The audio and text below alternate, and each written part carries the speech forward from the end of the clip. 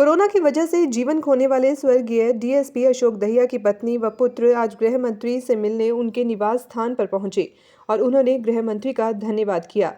स्वर्गीय डीएसपी की पत्नी व पुत्र ने मीडिया से बातचीत करते हुए कहा कि हमारी एक्स ग्रेशिया की फाइल चली, उसमें जो जो ऑब्जेक्शन लगते चले गए।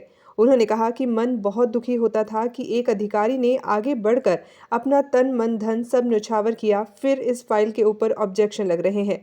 उन्होंने कहा कि फिर हम गृह मंत्री अनिल विज के पास फरियाद लेकर पहुंचे और फिर सभी ऑब्जेक्शन हटते चले गए।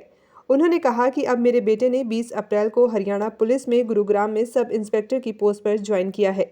उन्होंने कहा कि गृह मंत्री से मिलकर अच्छा लगा और जो फरियाद की थी वो पूरी हुई और आज उनका धन्यवाद करने हम यहाँ आए थे। उन्होंने कहा कि जो चला गया वो तो वापस नहीं आ सकता, लेकिन परिवार के लिए उन्होंने जो सहारा बनकर काम किया, बड़ा अच्छा लगा। वहीं सब इंस्पेक्टर की पोस्ट पर ज्वाइन करने वाले स्वर्गीय डीएसपी अशोक दहिया के बेटे ने भी गृह मंत्री अनिल विज की जमकर तारीफ की।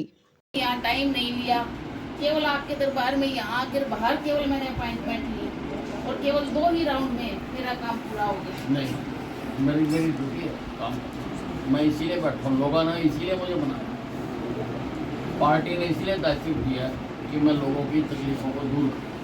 जो हमारे उसमें दिक्कत थी एक्सग्रेशिया पॉलिसी में, आपने उन सबको रिमूव किया। नहीं, सब इससे एक मिसाल बनी है कि अधिकारी आगे बढ़कर अपना काम करेंगे ताकि उनके परिवार के प्रति आपका सपोर्ट है। नहीं, पूरी तरह से करेंगे और मैं करता हूँ।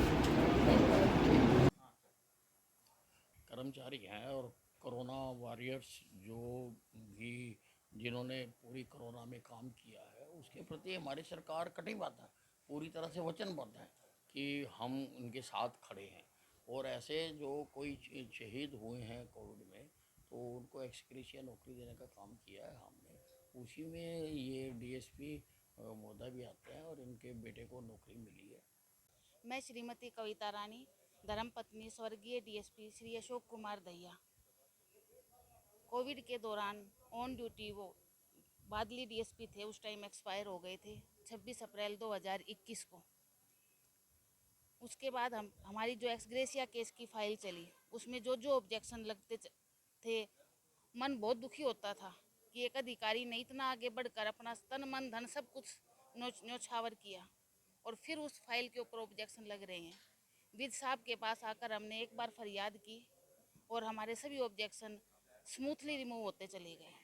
और अब 20 अप्रैल को मेरे बेटे ने सब इंस्पेक्टर की पोस्ट पर हरियाणा पुलिस में गुड़गांव पुलिस लाइन में ज्वाइन किया है।